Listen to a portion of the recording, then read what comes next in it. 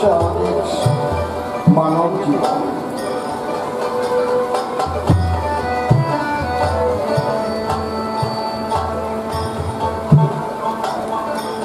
আমরা মরময় জগতে জন্মগ্রহণ করেছি।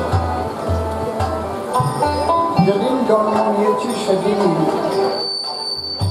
মৃত্যুকে হাতে করে আমরা জন্মেছি। মনিটরটা একটু কমিয়ে দাও করে না। এই জন্য এক নাম মর্তধাম,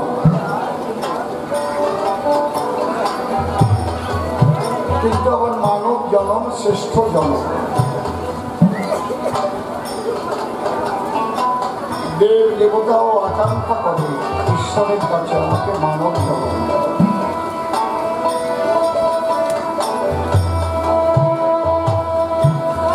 নিষ্পদ পদচিন্তসী বাক্যচিন্তসী চতুষ্পদী দেবই মানব চিন্তসী মানব কিং পরিষ্কার।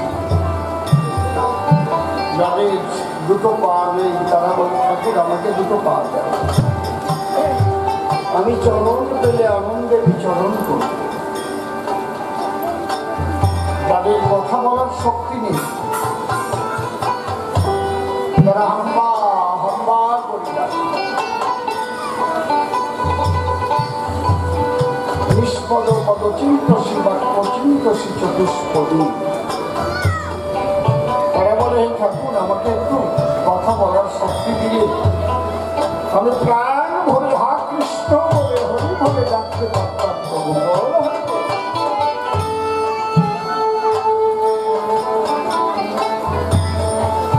দেবই মানব চিন্তসী দেবতা যারা তারাও চিন্তা করে হে প্রভু আমাকে মানব জন্ম দেয়, কিন্তু আমি মানুষ হয়ে কি করি? সুরগুলো ঠিক করে না। শিশুকাল মায়ের কোলে, বাল্যকাল কোন সময় চলে গেল, তারপরে কৈশোরকাল, তারপরে যৌবনকাল।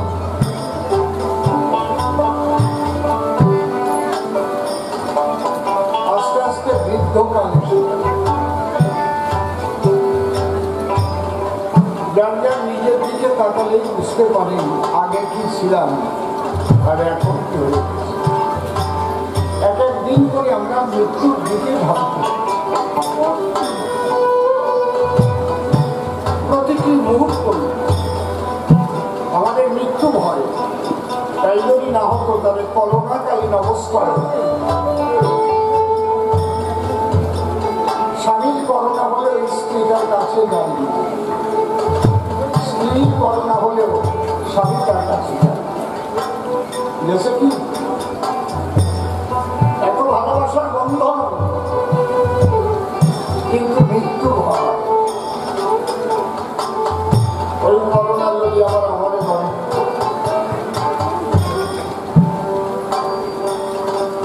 কিন্তু ভয় যত করোনা কেন,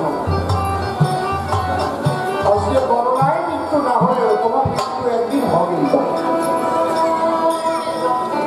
এটাই হচ্ছে নিয়তির বিধান, সৃষ্টির নিয়ম, নিয়তির নিয়ম। যতস্য হি ধ্রুবম মৃত্যু ধ্রুবম জন্ম মৃতস্য। জন্মে মরিতে হবে, কে কোথাও অমর হবে।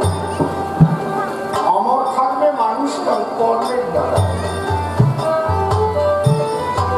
যদি ভালো কাজ করে, ভালো কর্মের ভিতরে মানুষ মনে রাখে থাকে। আর যদি খারাপ কাজ করে তাহলে বলে সালা মরিছে বাঁচিছে, তাই না? মনে হয় এই পৃথিবীতে কোটি কোটি মানুষ জন্ম নিয়েছে, কত মানুষের কথা মানুষ মনে রেখেছে। কারণ বিজয় সরকার আমাদের কাছে অমর হয়ে যাচ্ছে তার কর্মের দ্বারা।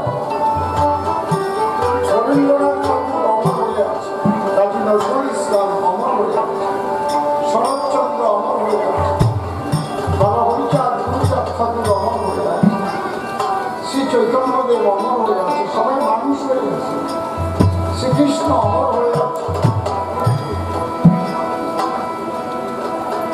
মামা খেপা জৈলম্ব স্বামী লোকনাথ বাবা অমর হয়ে যাচ্ছে। কিন্তু কোটি কোটি মানুষ তারা জন্ম নিয়েছিল, কে কোথায় চলে গেল সেটার খবর আছে। নিজের ঠাকুর দাদার কথা মাসে একদিন মনে পড়ে কিনা সন্দেহ, তার বাবা তো গেল না। আমি বলছিল কি বললাম না বেশি বললাম। ঠাকুর দাদার বাবার নাম কয়েকজন জানেনি। ঠাকুর দাদার বাবার নাম আমার নাম অসীম সরকার। আমরা তো আগে সরকার ছিলাম, সরকারের গয়ের বিশ্বাস।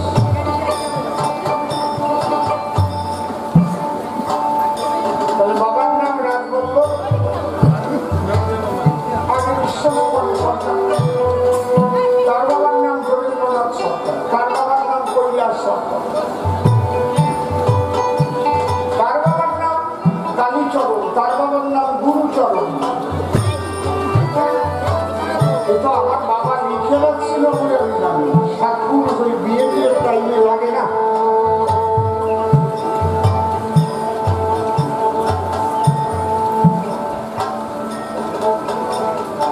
এমন একদিন আসবে, আমরা যে বাঙালি ছিলাম, বাংলা বাইরের বাঙালিরা তাই ভুলে যাবে। বাংলার বাইরের বাঙালিরা বাংলা বলতে পারে, নবপ্রজন্ম, কিন্তু বাংলা লিখতেও পারে না, পড়তে স্কুলে তো বাংলা লেখাপড়া নেই। যে উড়িষ্যায় আছে সে উড়িয়া টাইপিং হয়ে গেছে, যে রাজস্থানে আছে হিন্দি, উত্তরপ্রদেশ, উত্তরাখণ্ড, বাঙালিরা সে বাংলা টানই নাই, বাংলা বলে। দেখেছেন পরিস্থিতি? ঠাকুর দাদার কথা তো দূরের কথা, নিজের বাংলা সংস্কৃতিকেই মানুষ ভুলে যায়। এ দোষ কি আমাদের? না। ভারত ভাগ হয়েছিল দ্বিজাতি তত্ত্বের ভিত্তিতে। মুসলমানরা চেয়েছিল তাদের জন্য একটা রাষ্ট্র, লড়কে লেননি পাকিস্তান, তাদের জন্য পাকিস্তান করে দিল। সেই পাকিস্তানে, পূর্ব পাকিস্তানে যে হিন্দুরা পড়েছিল তাদের আসবার জন্য নিমন্ত্রণ দিয়েছে গান্ধীজি, জওহরলাল নেহরু, বল্লভভাই প্যাটেল, রাজেন্দ্র প্রসাদ। তারা বলল তোমরা চলে এসো, এই দেশে নাগরিকত্ব পাবে, যখন আসবে তখন পাবে, লেখাপড়া শিখে আসলে চাকরি পাবে, ওই পাশের জমি জমা ফেলে দলিল নিয়ে আসলে সেই দলিলের বিনিময়ে টাকা পয়সা পাবে। আর যাদের ওখানে কিছু ছিল না, অন্য ঘর থাকতো, ছোট ঘর থাকতো, খেতে খাওয়া, তারা আসলে পুনর্বাসন পাবে। এই আশায় দিল, ভরসা দিল, কিন্তু আইনে লিখে রাখলো তা কেউ জানে না যে পলায় আসলে কিছু পাবে না, নাগরিকত্ব পাবে না। আর পাসপোর্ট করে এসে থাকতে যায় যদি চুপ করে, সেও কিছু পাবে না, নাগরিকত্ব পাবে না। এই চুপ করে 1955 সালে শয়তানি করে নিতে হবে। আর এই মানুষগুলো সরল ভাবে এই দেশে আসা, আরে নো বাজেট দালাল ধরে চলে যায়। কিন্তু দালাল ধরে আসলে যে নাগরিকত্ব পাওয়া যায় না তা এরা জানতো না। জানতো কেউ? তারা জানতো আমার হিন্দুস্তানি যাচ্ছি, পাসপোর্ট করে এসে চুপ করে থেকে গেলে নাগরিকত্ব পাওয়া যায় না। তাকে জানতো কেউ? কথা বলেন, জানতো কেউ? বলেছে কোনদিন?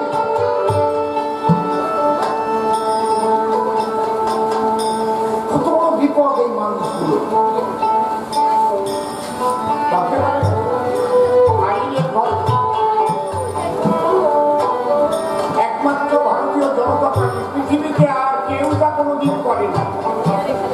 কোন দেশে আজ পর্যন্ত কোন দেশে হয় না এই অবৈধ অনুপ্রবেশকারী যারা এদের নাগরিকত্ব দেওয়ার ব্যবস্থা কোনো দেশে নাই। আপনি ডুব দিয়ে পালাই আমেরিকায় উঠে দেখেন নাগরিকত্ব পাবেন।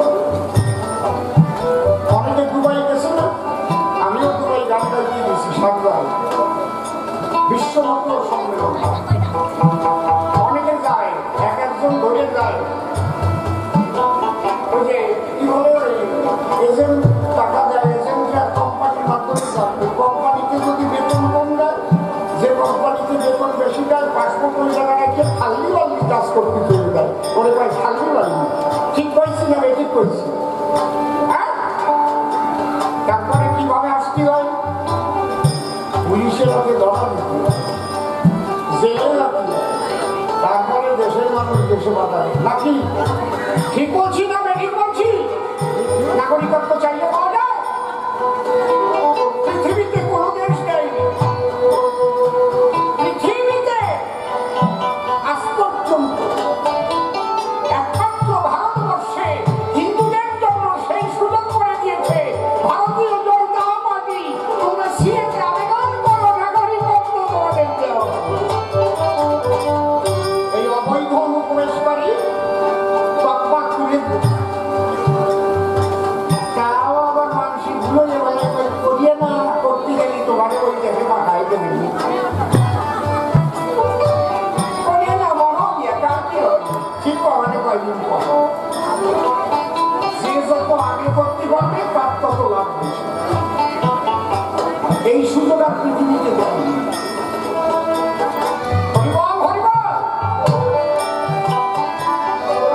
আজকে আমরা মৃত্যু তো একদিন হবেই, কিন্তু মরার আগে আমরা মরবো কেন? এই জন্য গান আছে না, আমি ভয় করবো না, ভয় করবো না, দুবেলা মরার আগে মরবো না, ভয় মরবো না, আমি ভয় করবো না, ভয় করবো না। পরীক্ষানা বাড়িতে গেলে মাঝে মাঝে ফল খেলে, পরীক্ষানা বাড়িতে গেলে মাঝে মাঝে ফল খেলে, তাই বলে হাল ছেড়ে দিয়ে কান্নাকাটি ধরবো না, আমি ভয় করবো না, ভয় করবো না। ভয়ের কোনো কারণ নাই। মৃত্যু যখন হবে রাম নাম সঙ্গে করে এগিয়ে চলো। তাই কবি কি বলছে? ভাই রে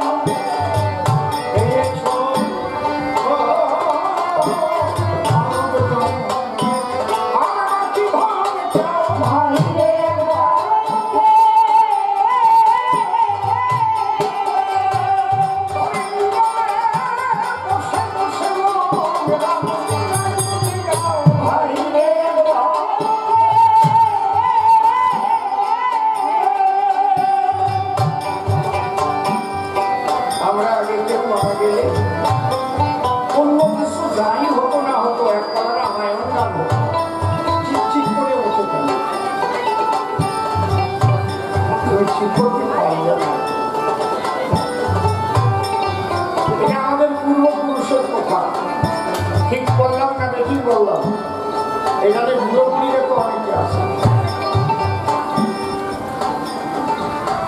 এই অঞ্চলে তো গোপালগঞ্জের লোক প্রচুর আছে, ফরিদপুরের লোক আছে না নাকি? খুলনার লোক আছে, গোপালগঞ্জ, ফরিদপুর। আগে বাড়ির কেউ মারা গেলে নামান নাম হতো না, কথা কম না হতো না না? ভালো ভালো প্লেয়ার রামায়ণ গায়কের নাম বলেন তো।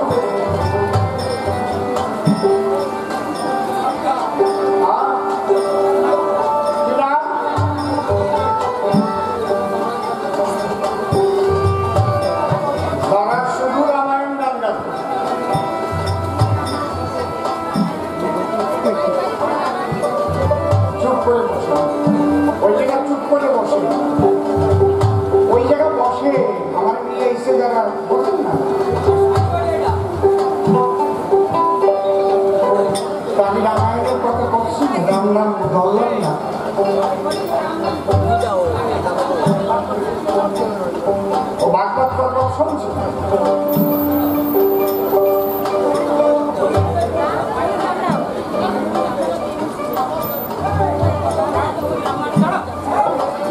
কলিযুগে নাকি রামায়ণ গান নাই।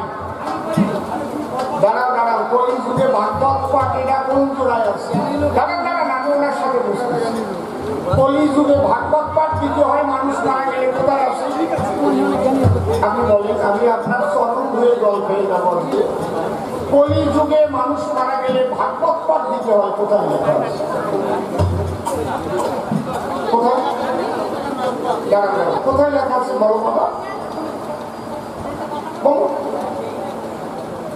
কলিযুগে মানুষ মারা গেলে না ভাগবত পাঠ দিতে হয়, কোথায় লেখা? কলিযুগে ভাগবত পাঠ দিতে হয়, রামায়ণ গানে কাজ হয় না, এটা কোথায় লেখা আছে? এটা কোথায় লেখা আছে বলুন? আপনি বলেন, আমি মেনে নিই। এই ভাগবত পাঠ প্রথম কে করেছিল, কার কাছে বলেন? আস্তে আস্তে আস্তে আস্তে। কলিযুগে ভাগবত পাঠ কে করেছিল, কার কাছে? কলিযুগে করেছিল না দ্বাপর যুগে করেছিল? ভাগবত পাঠটা কে কাকে শুনিয়েছিল বলো? এই যন্ত্রণা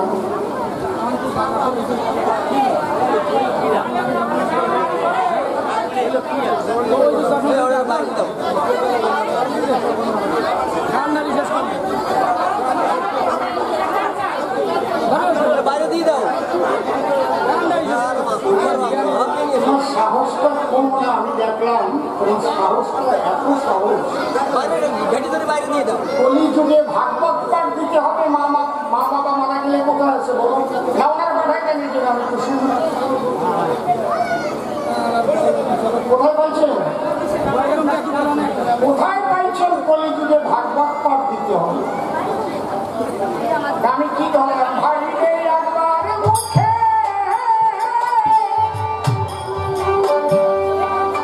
আমি তো রাম নামের কথাই, আমি তো পুরোটা রামায়ণই ধরলাম। আপনাদের কি সাক্ষী মাতা যে আমাদের মা বাবা মারা গেলে একবার রামায়ণ গান দিত কিনা? আপনাদের কাছে জিজ্ঞেস দিত, ধরে বলেন। তাহলে কি আপনি থাকেন কোথায়? বাড়ি করতে যাবেন।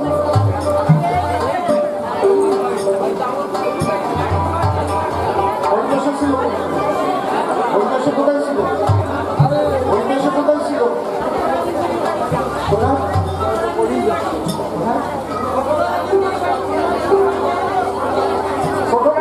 ছোটরাজির বাড়ি ছিল তো কোটালি পাড়া। ছোটরাজির বাড়ি ছিল কোটালি পাড়া, কোটালি পাড়া। কোটালি পাড়া ছিল না, ছোটরাজির মাথায় ট্যাক হয়ে গেছে। আস্তে আস্তে আস্তে, না না, উনি লাভ দিয়ে উঠে আসবে, এত সাহস না। আমাদের পুরানো সংস্কৃতি রামায়ণ, এই রামায়ণ মা বাবা মারা গেলে আমরা আগে রামায়ণ গাইতাম, রামায়ণ দিতাম।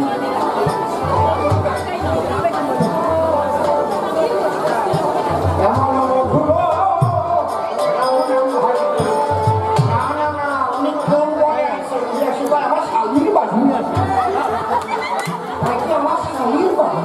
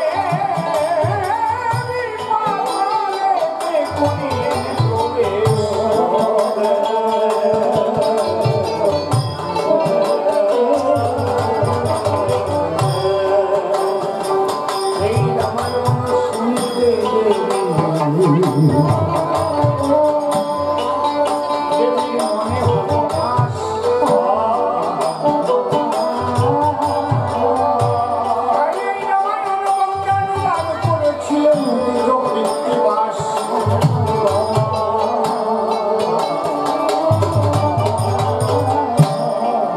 কৃত্তিবাস রচিলেন অমৃতের ভাঙ্গ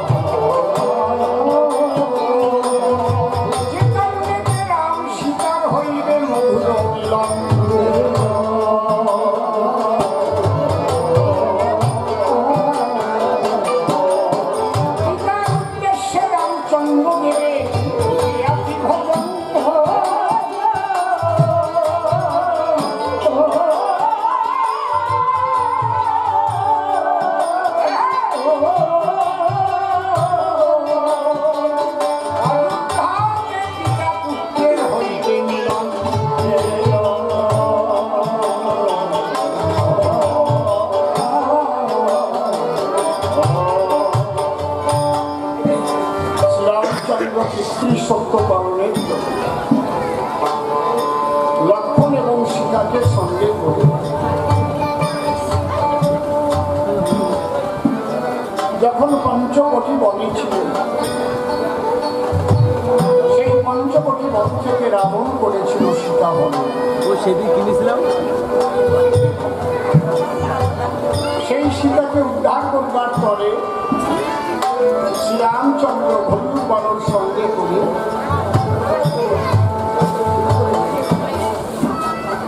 গিয়ে লঙ্কাপুরে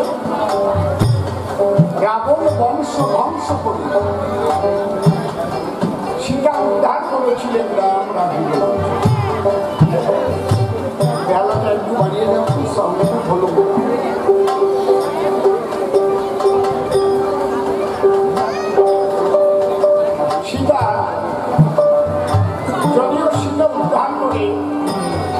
রামচন্দ্র অযোধ্যা তুলে ফিরে এসেছিলেন ভাগ্যের পরিহাস সীতার আবার হয়েছিল বনবাস এর পিছনে প্রচুর ইতিহাস একবার মনে গেল আবার কেন বনবাস তার কারণ থাকে না যদি সময় পাই বলবো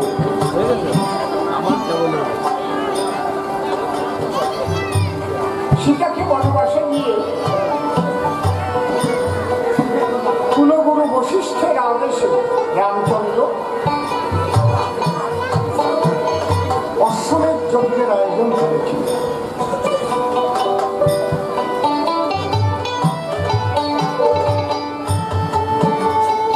সেই যজ্ঞের ঘোড়া 3 দিন জয়ী হয়ে বাল্মীকির তপবনে গিয়ে বাধা পড়ল তাদের হাতে ওই যে সীতাকে বনে দিয়েছিল সেই সীতার বনে দিয়ে 2 সন্তান হল বাল্মীকির তপবনে সন্তান হল 2 জন কি নাম লব আর কুশি কিন্তু সবাই জানে সেই লব কুশির সঙ্গে যুদ্ধ করে লব কুশি ঘোড়া কেন বেঁধেছিল লিখতে লিখতে ঘোড়া সেই যে যুদ্ধের জয় পতাকায় এমনই একটা কথা লেখেছিল যে কথা লেখা থাকলে কারো চোখের সামনে পড়লে সে ঘোড়া না বেঁধে পড়ে সতী মায়ের পুত্র হয়ে অশ্বতী মা ভীমে আর অশ্বতীর পুত্র হয়ে অশ্ব ছিল যদি কারো চোখের সামনে ঘোড়া পড়ে সারে তোমার মা একাই সতী আর সতী নাই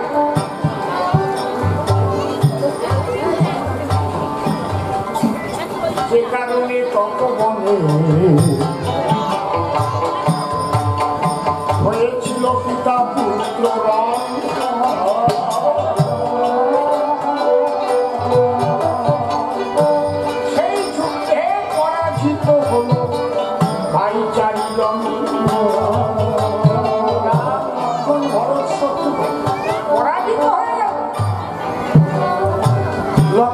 আছে।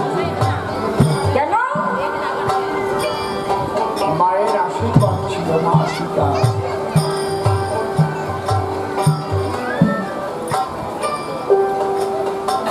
মাতৃশক্তি এত বড় যেখানে ভগবান হার মেনে যায়।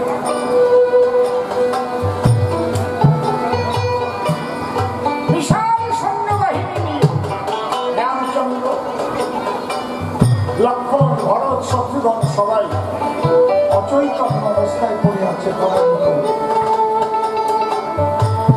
মহামুনি বাল্মীকি ভাবলেন আমি রাম জন্মগ্রহণ করার 60,000 বছর পূর্বে যে রামায়ণ আমরা লিখেছিলাম সেই রামায়ণ পূর্ণ হতে চলেছে।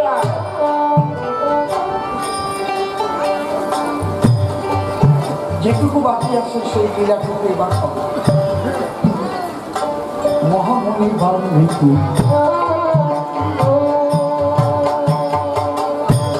যুদ্ধক্ষেত্রে গেল।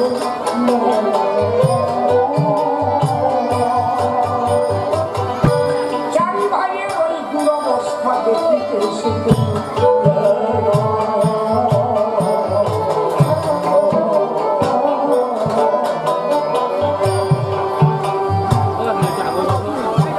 মহামুনি বাল্মীকি কি করলেন? তার সারা জীবনে যে সাধন লব্ধ ফল, তার গৌমণ্ডলের মধ্যে যে সিদ্ধ জল, ওই জল ছিটিয়ে দিল সবাই। একটা মানুষের যেমন ঘুম থেকে ঘুম ভাঙে, সবাই ঘুম ভেঙে দিল। কি করছিস? বুঝিস না?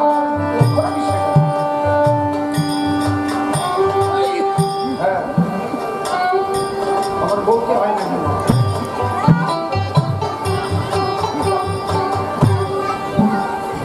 শ্রীরামচন্দ্র কহে মুনি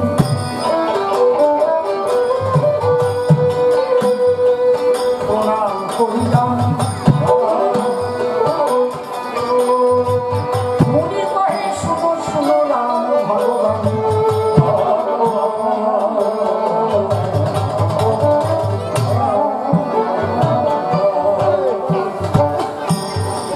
এবার তুমি অযোধ্যাতে করো ভগবান, তোমার অসম্পূর্ণ যোগ্য তুমি করো সম্ভব।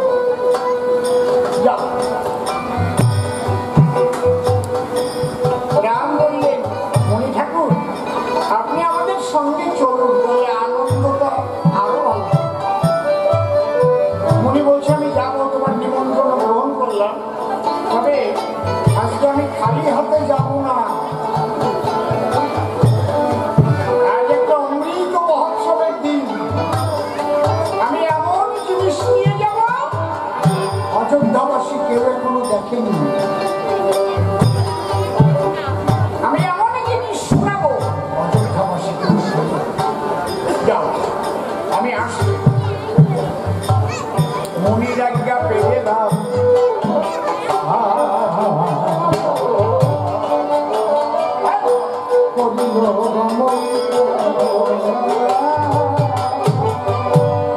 শাসনে অযোধ্যাকে দিল দর্শন।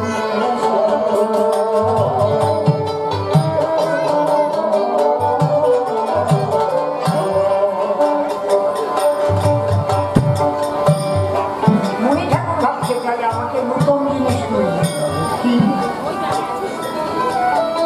আজকে আমি লব আর খুশিকে নিয়ে যাবো, নতুন জিনিস শোনাবো। ওদের দুভাইকে দিয়ে আমি হরি হরি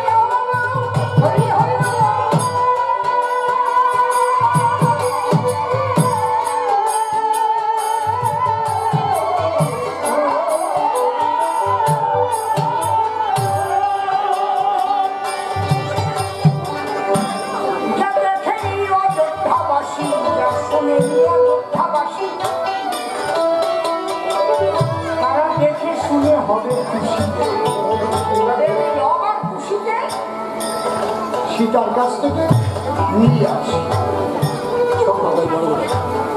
মণি ঠাকুর মা সীতার কাছে গিয়ে হাজির,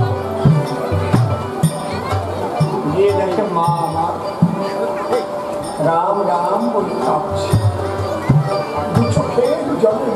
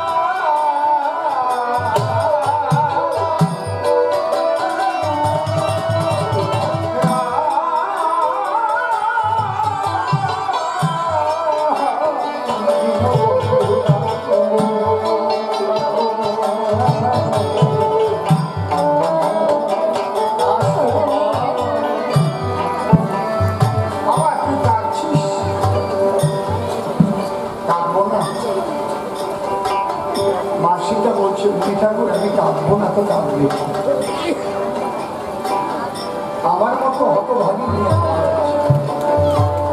একবার নয় দুই দুইবার বনবাস।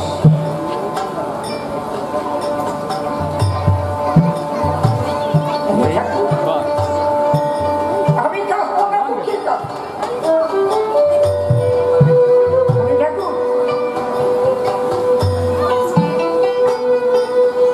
আমাদের ধর্মে স্বামী বেঁচে থাকলে স্ত্রী হয় সধবা, স্বামী মারা গেলে স্ত্রীকে কি বলে? বিধবা। মনি ঠাকুর, আপনি কি জানেন অধবা কাকে বলে? অধবা সধবা বিধবা তো আপনারা শুনেছেন, অধবা কাকে বলে জানেন কি? জানেন? চির পরবাসে থাকে যেবা নারীর প্রতি, সে নারী অধবা বটে তার বড় দুর্গতি।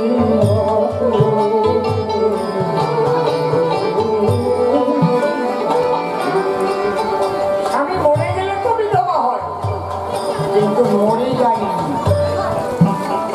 স্বামী বেঁচে আছে কিন্তু স্ত্রী একাকিনী বনবাসে কালাতিপাত করছে। মুনি ঠাকুর, এটা কি বেদনা তুমি তো জানো না? মুনি ঠাকুর বলছে, মা কাঁদিস না মা, যদি আমার একটা কথা শুনিস তাহলে তোর যত ব্যথা বেদনা আমি মুছে দেবো। যা এই কথা, মাত্র একদিনের জন্য তোর লাভ খুশিতে আমার ভিড়টা একদিন।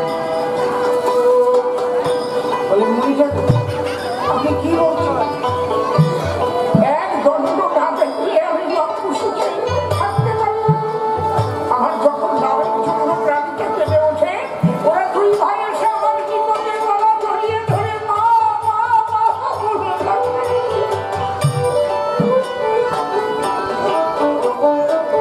একে তোরা মহারাজ জ্বালায় আমার বুকে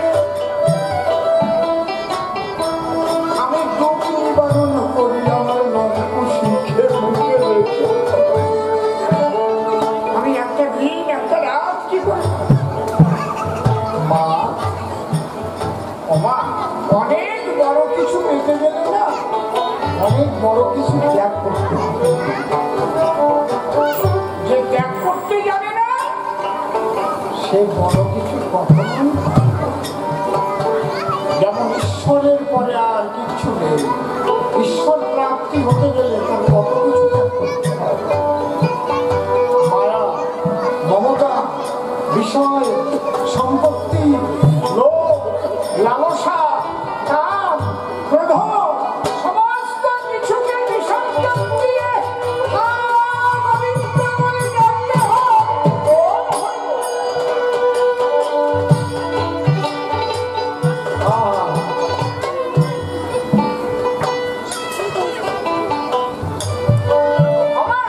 তুমি সেই রামচন্দ্রকে পাবে, তোমার দুঃখ মোচন হবে। একদিনের জন্য লক্ষ্যশীকে ছাড়তে পারবে না। হ্যাঁ পাবো, পাবো তো। আমার প্রাণনা, আমার প্রাণপতিকে পাবো। মা কথা দিচ্ছে লক্ষ্যশী। ওরা ছুটে এসছে, দাদু ভাই আমার সঙ্গে যেতে হবে। কোথায়? নিমন্ত্রণ। আমাদের নিমন্ত্রণ, আমাদের তো কেউ কোনোদিন নিমন্ত্রণ করে না। আমরা ভিক্ষা করতে যাই, তাও দিতে চাই। খুব ভালো জায়গায় নিয়ে যাবো, চলো। মাকে প্রণাম দিয়ে চলো। যখন মায়ের দুটি চরণ ধরে প্রণাম করে, মা বলছে লক্ষ্যশী, কখনো যদি বিপদে পড়িস তাহলে আমার দোহাই দিস। দোহাই মা সীতা, দোহাই মা সীতা, দোহাই মা সীতা, যা তোর সর্ব বিপদ তুলে দিবি। মায়ের আশিস নিয়ে মাঠে চলে কখনো সাথে। বল খুশি ওরা দুটি ভাই,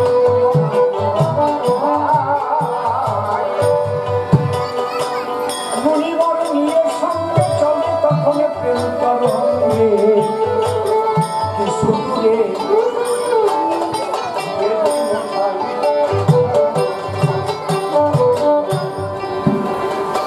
কি সুদূরে চলে গেল মুনি তখন দেখে বলল,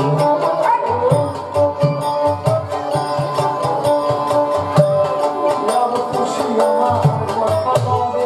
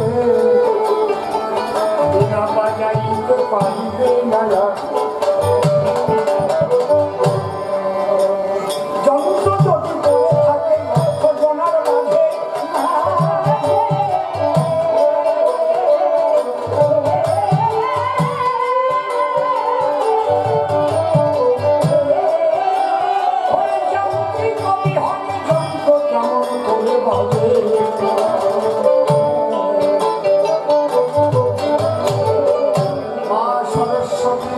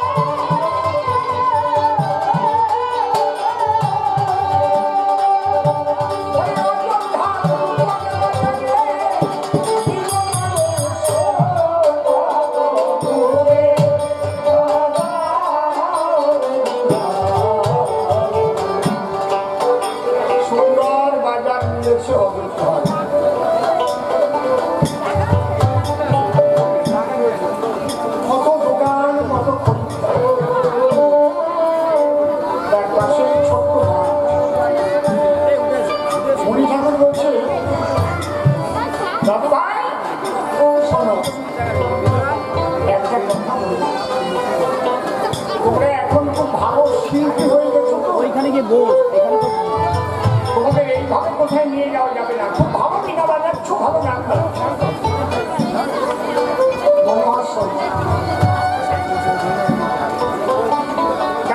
একটা কাজ করতে হবে, এই মাঠের পাশে বসে বসে তোমরা মনের আনন্দে বিনা ভাজিয়ে ভাজিয়ে রামায়ণ গাও। দেখবে তোমাদের যত্ন করে নেবার জন্য এমন একজন আসবে, তোমাদের কাঁধে করে নিয়ে যাবে, তোমাদের কত ভালোবাসবে। আরে রাম নাম সে বড় ভালোবাসে, রাম নাম শুনলেই তার চোখে জল আসবে। খুশি হয়েছে ভাই, দাদু আমাদের এখানে ফেলে যেতে চাইছে কেন? বললো নিমন্ত্রণে নিয়ে যাবে। এখন আমাদের বসে বসে বসে বাজারের পাশে রামায়ণ গাইতে হবে, বিনা বাজাতে হবে, দাদু আগে যাবে। তারপরে যদি বলে নিমন্ত্রণ বাড়ি আর খাবার নাই, তাই আমাদের তো না খেয়ে বাড়ি করতে হবে। দল বলছে খুশিতে এতদিন থেকে দাদুকে চিনতে পারিস? আমরা তো নিরাশ্রয়, আমাদের কেউ নেই। আমাদের দাদু তার তপবনে আমার মাকে আশ্রয় দিয়েছে বলে আজ আমরা ভাই দাদুর কোনো পিঠে মানুষ। আমাদের আর কি আছে? দাদু যা করে আমাদের মঙ্গলের জন্যই করবে।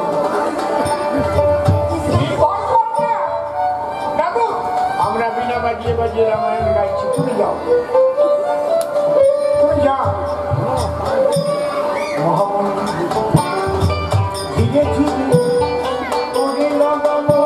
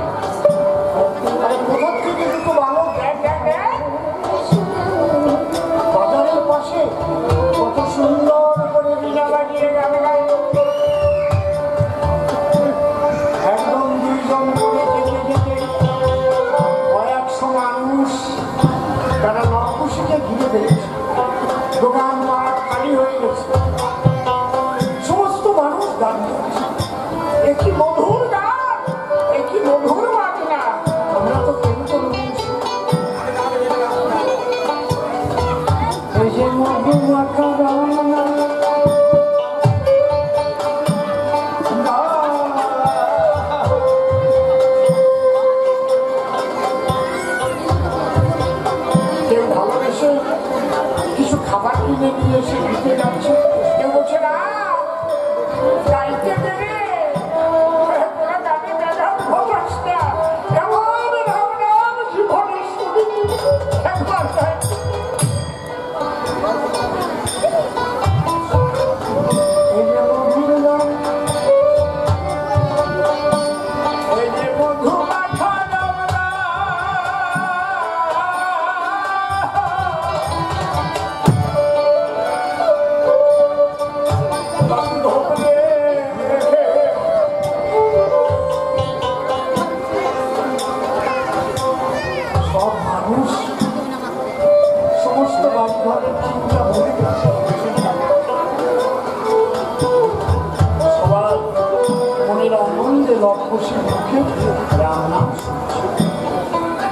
এদিকে মহামণি বাল্মীকি দুই ভাইকে ওখানে রাখি শ্রীরামচন্দ্রের সবাই গিয়ে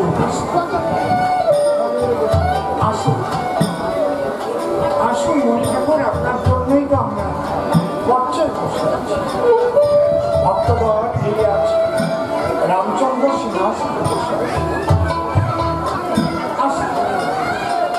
মুনির জন্য সিংহাসন মুনি ঠাকুর সবার মধ্যে দণ্ডায়মান হয়ে সবাইকে প্রণাম অর্পণ করে বলছে সকলের শুভ ঈশ্বরের কাছে তবে ভগবান শ্রী রামচন্দ্রের কাছে আমার একটা নিবেদন নিবেদনটাই যে কারণে অযোধ্যা ভুবনে এই অশ্বমেধ যজ্ঞের আয়োজন শোনো ভক্তগণ সবাই শোনো অযোধ্যাবাসী সমস্ত যাগযজ্ঞের মধ্যে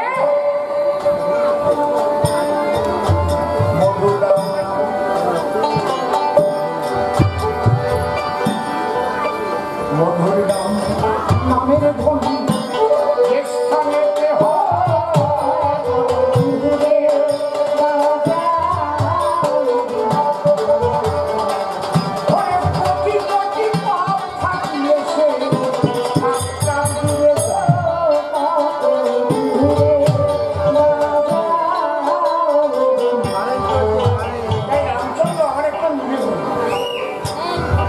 এখানে যজ্ঞের কার্য সমাপন হওয়ার পূর্বে একটু রাম নামের ব্যবস্থা লক্ষণ একটু বেয়ারা বেশি লক্ষণ রাগে উঠে ও দাদা এই যে সেই মুনি আমরা 3 দেশ ভয় করে এই মুনির কর্মমনে যাওয়ার পরেই দুর্দশা হচ্ছে আজকে ওখানে নিমন্ত্রণ করা হচ্ছে শুধু ভাব হাত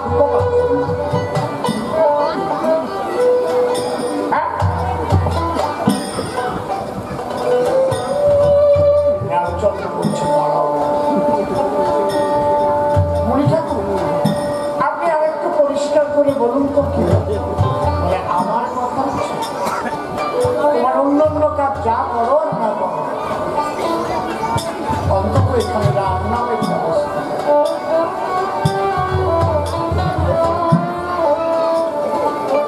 লক্ষণ বলছে আবার সেই রাধা এইবার মনি ঠাকুর কহে লক্ষণ শোনো দিয়ে রাম নামের প্রতি অবহেলা করো কি কারণ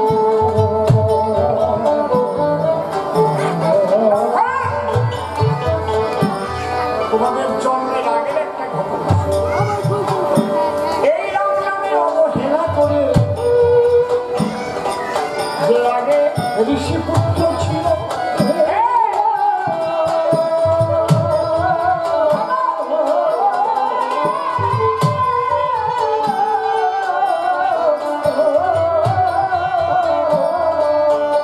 সেই ঋষিপুত্র নিয়ে পাপের সূত্র চন্দ্রাল দিকে জন্ম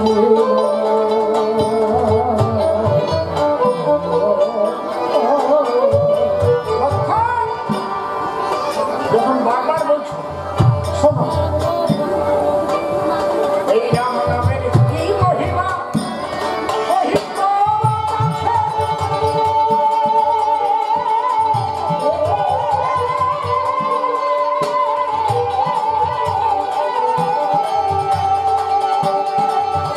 সেই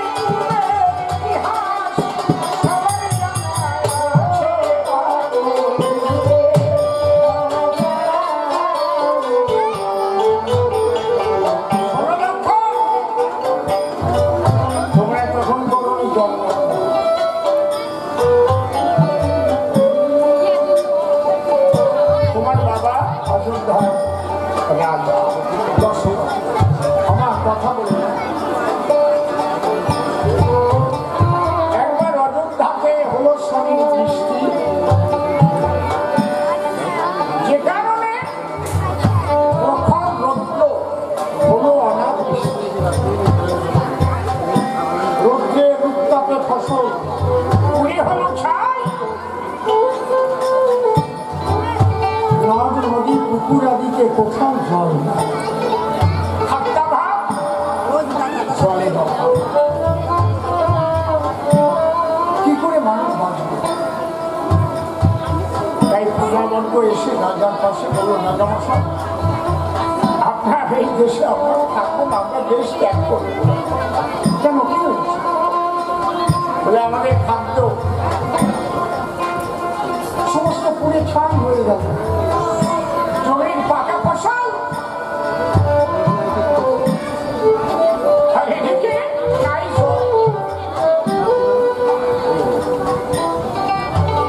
কোনো মতে সরজু নদীতে একটু জল আসে, কিন্তু যাওয়া যায় না তার কাছে। দিন হস্তি ওরা প্রচন্ড গরমে বনের থেকে বেরিয়ে ওই জলের মধ্যেই পড়ে থাকে। ওই ঘোড়া জল পান করা রাজা দশবার করছে, জ্বালা 3 প্রকারের আছে, যার নাম কিতাব জ্বালা। আধ্যাত্মিক, আদি ভৌতিক, আদি দৈবিক। আধ্যাত্মিক জ্বালাটা কি? যে জ্বালা কারো কাছে যায় না বলা। আপনি হরি সবাই যাচ্ছেন, হরি নাম শুনে যাচ্ছেন, নাম কীর্তন হচ্ছে, আপনি কাঁদছেন, কেন কাঁদছেন বলতে পারবেন? একটা ভক্তিমূলক গান শুনছেন, 2 চোখ দিয়ে জল আসছে। ভক্তির কথা শুনছেন, 2 চোখ দিয়ে জল আসছে। যদি কেউ জিজ্ঞেস করে একটু কাঁদিস কেন, এই জায়গায় দাঁড়াই এক কবি লিখেছে, ঘুরে যে না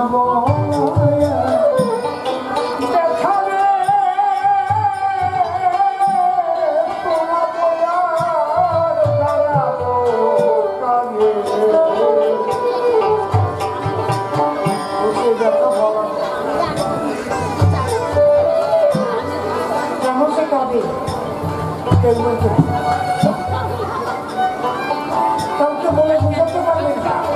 আপনি কেন কৃষ্ণ নাম শুনে যাচ্ছেন, কেন হরিনাম শুনে যাচ্ছেন?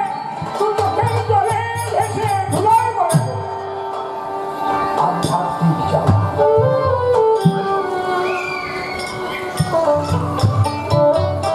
গভীর রাত্রিতে একা একা কেউ নাই, মহাশূন্যের দিকে তাকিয়ে কি যেন মনে হলো, তাই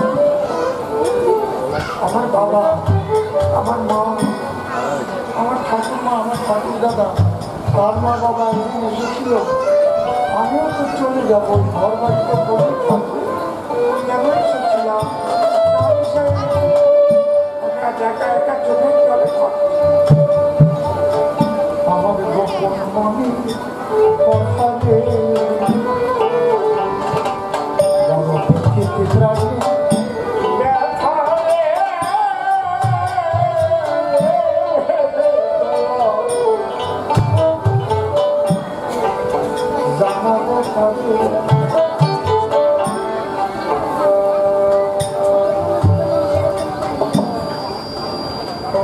একা একা বসে আমার কথা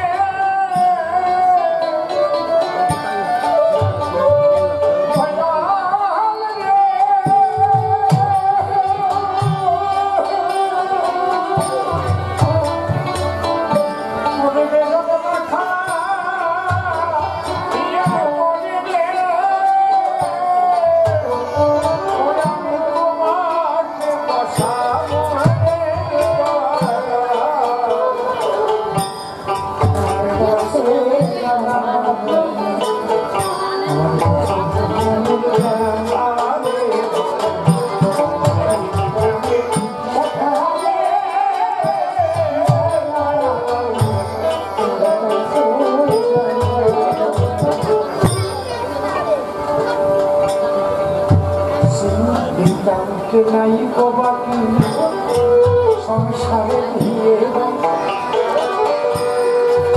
দেখি সরল প্রাণে বড় ঢালা বন্ধু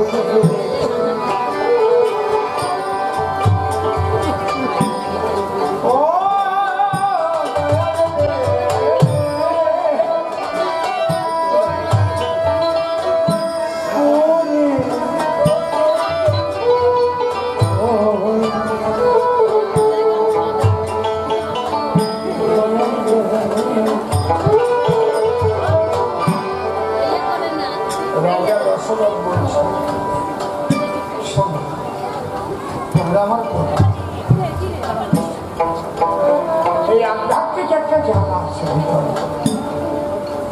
আর আদি দৈবিক আর আদি ভৌতিক। আদি দৈবিক জ্বালা কি?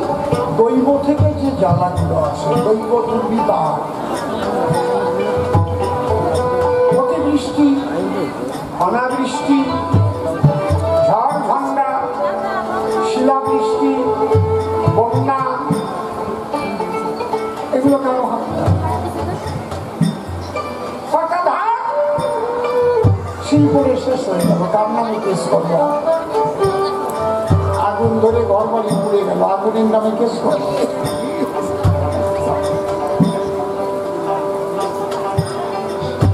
আধ্যাত্মিক জ্বালার কোন ওষুধ নাই। আর দৈব দুর্বিপাকের নালিশ করার জায়গা নাই।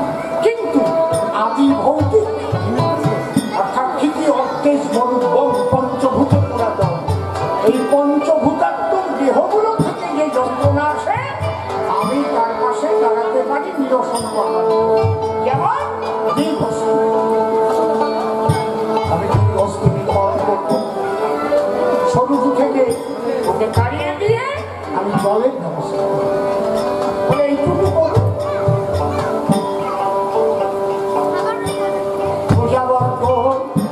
খুশি হয়ে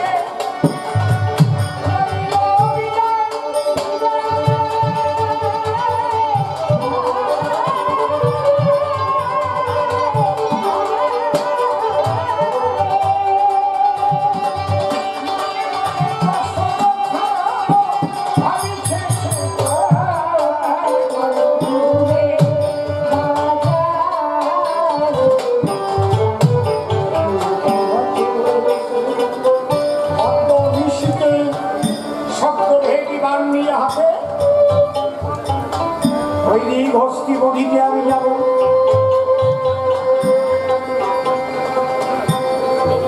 শব্দভেদী বাণ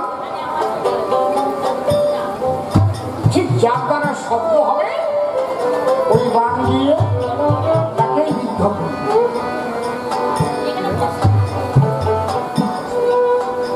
রাজা দশরথ গভীর রাত্রিকে বাণ নিয়ে হাতে বৃক্ষের আবডালে বসে দীর্ঘস্থি যখন আসবে, ওই জল যখন পান করবে, শব্দ হবে, সেই শব্দ লক্ষ্য করে বাণ নিক্ষেপ করবে, দীর্ঘস্থি নিধন হবে।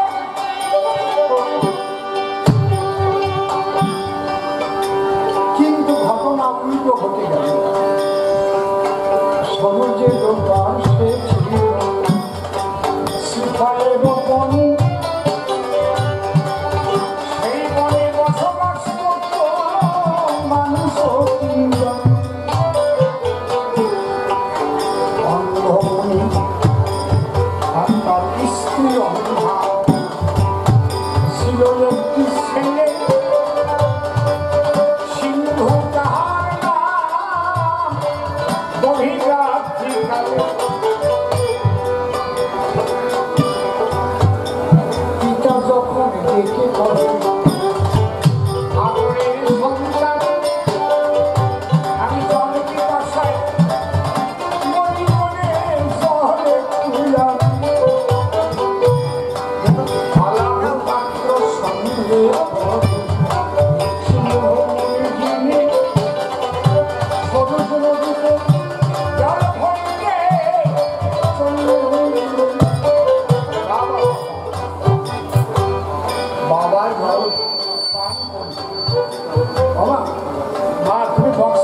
এইভাবে বসতে হবে, সরে বসো,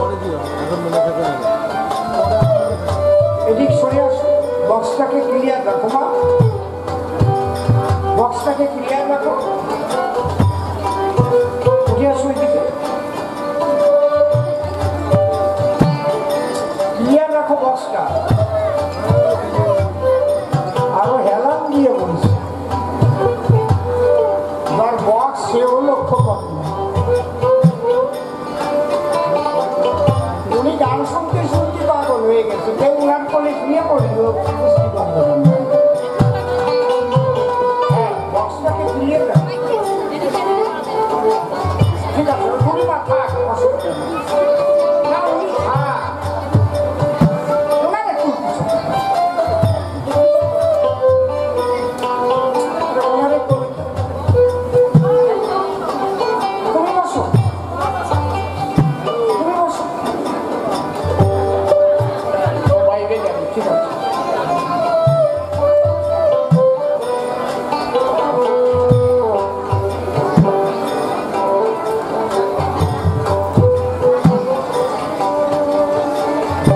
সিংহমুনি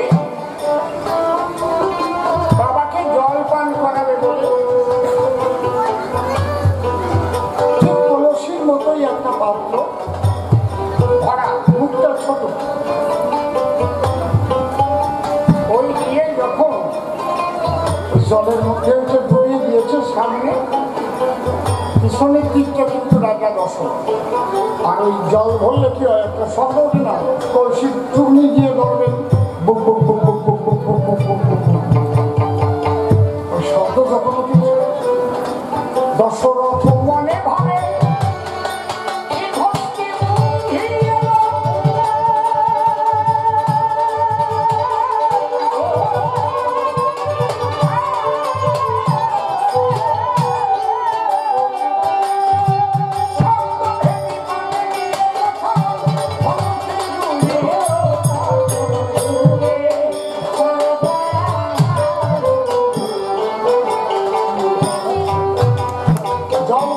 সামনে জলের পাত্র,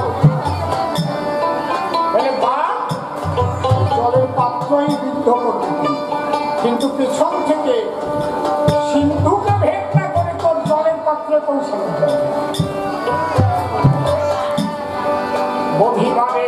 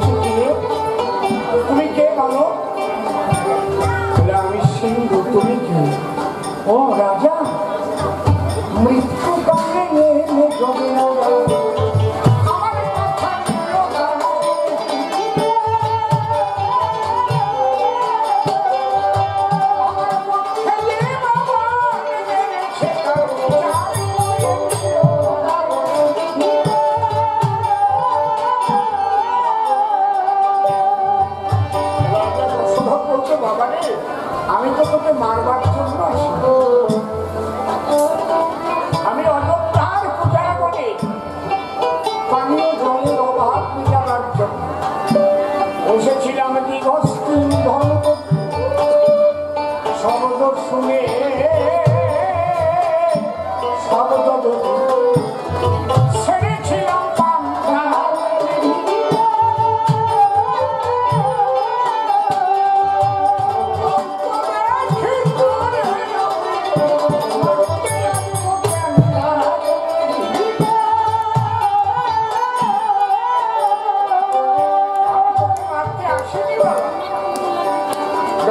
চেষ্টা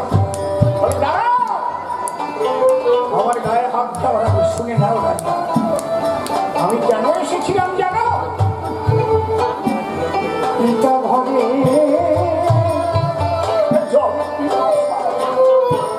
ছটফট ছটফট করে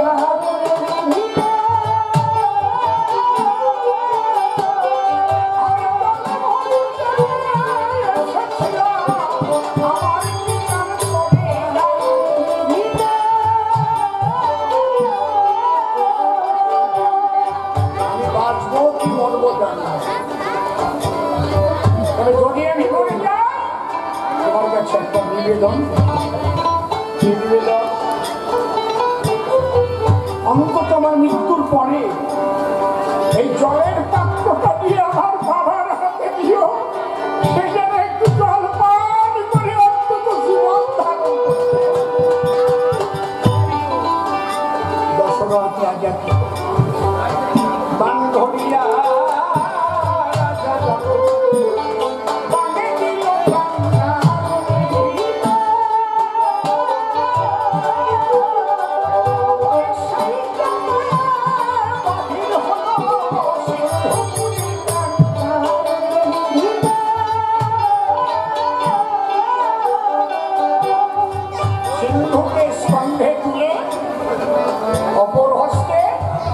জলের পাত্র নিয়ে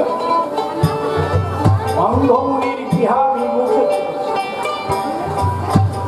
অন্ধমুনি কতখানি তাকিয়ে আছে তখন আসবে হঠাৎ পায়ের শব্দ ওই তো আমার সিংহ আমাকে জল দেবার জন্য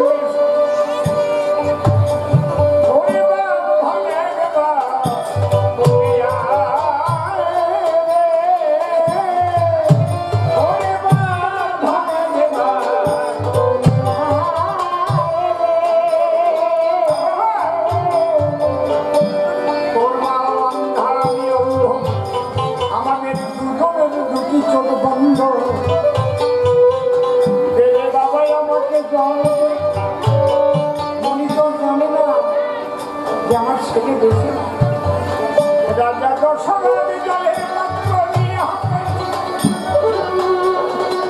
কোনো কথা না বলে অন্ধমুনির সাক্ষাতে গিয়ে ওই পাত্রটারে করেছে আর ধক ধক ধক ধক করে মুনি আনন্দে করেছে জল পাওয়া বাঁচালি বাবা বাঁচালি হায় হায় হায় ওরে বাপ ধরে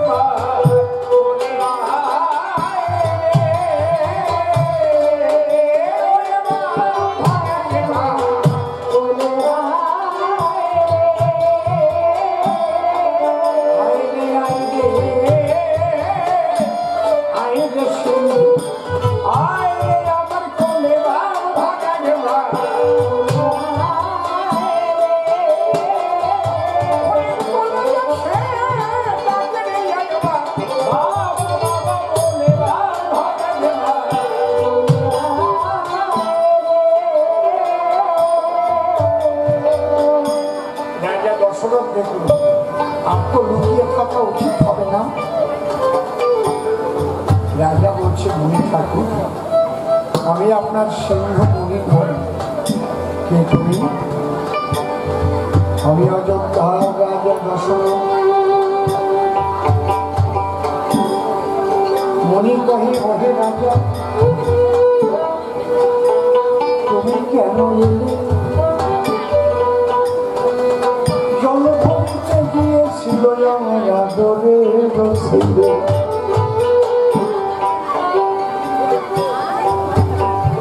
তুমি কেন এসে রাজা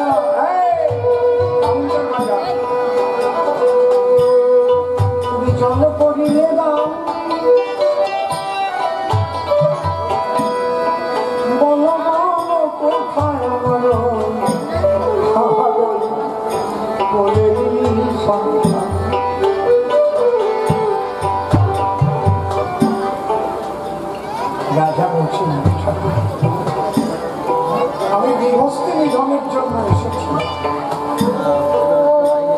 সপ্তভেদী গান নিয়ে বসেছি, কিন্তু তোমার ছেলে সিন্ধু সরু থেকে জল আনতে গিয়েছিল। পাত্রে যখন জল ভরছিল তখন শব্দ হচ্ছিল, সেই শব্দ শুনে আমি মান নিক্ষেপ করেছিলাম। আমার মার অনিচ্ছাকৃত ত্রুটির জন্য সিন্ধু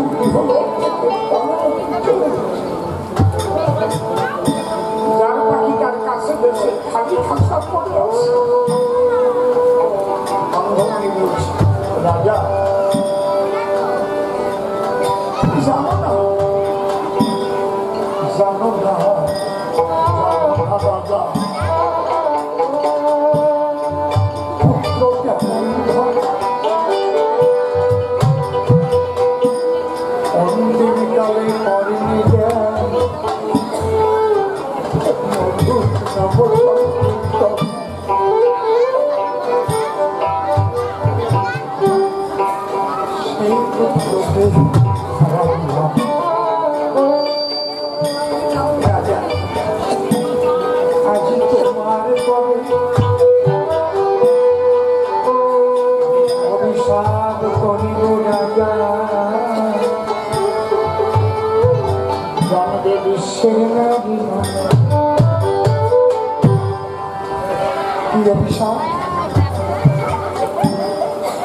আমি যেমন রাজপুত্র সুখে জর্জরিত হচ্ছি, তোমাকে অভিশাপ করছি, তোমার যেন পুত্র সহজে মৃত্যু হয়।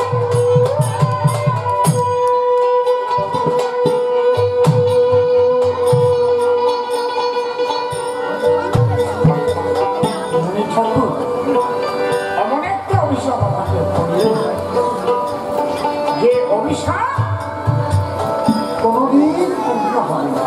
কেন?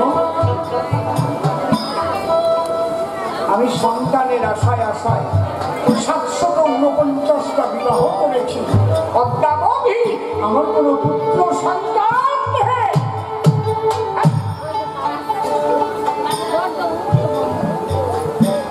যার পুত্র সন্তান না থাকে তার পুত্র সুখে বৃদ্ধি পাচ্ছে না।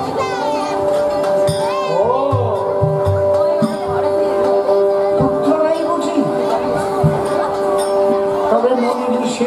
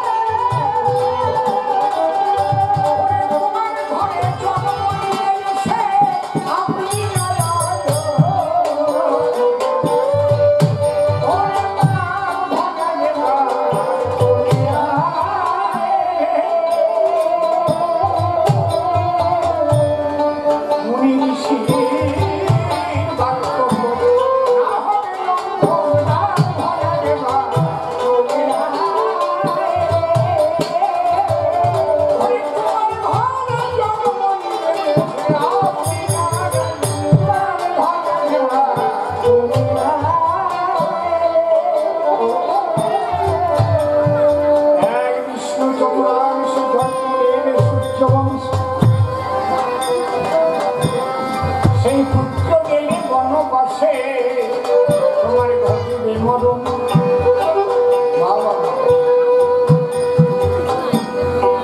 রাজা দশরথ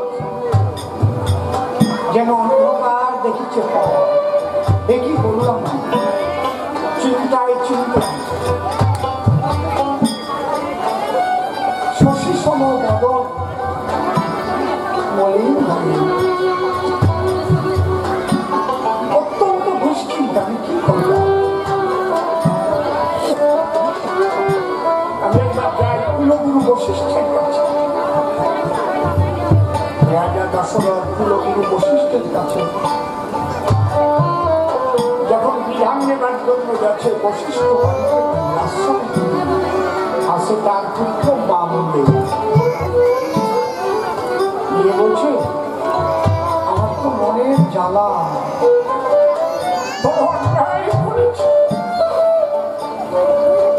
আমি ঋষি পুত্র বধ করি, বড় অন্যায় করেছি, আমাকে একটা বিধান দেয় যাকে অন্য এই জ্বালা যন্ত্রণা থেকে মুক্তি পাই, তারপরে বেশি অভিশাপ পূর্ণ হোক। কিন্তু আমি যা বেঁচেই থাকতে পারি। তখন বামদেব বলছে, একটা কাজ করো, তুমি একবার বলো, একবার বলো, বলো জয় শ্রীরাম, বলো জয় শ্রীরাম,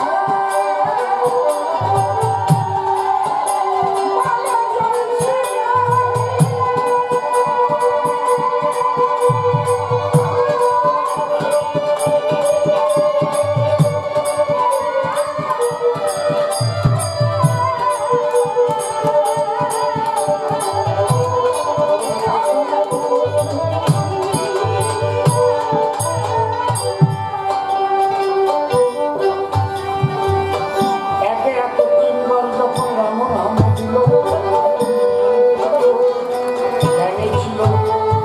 বশিষ্ঠ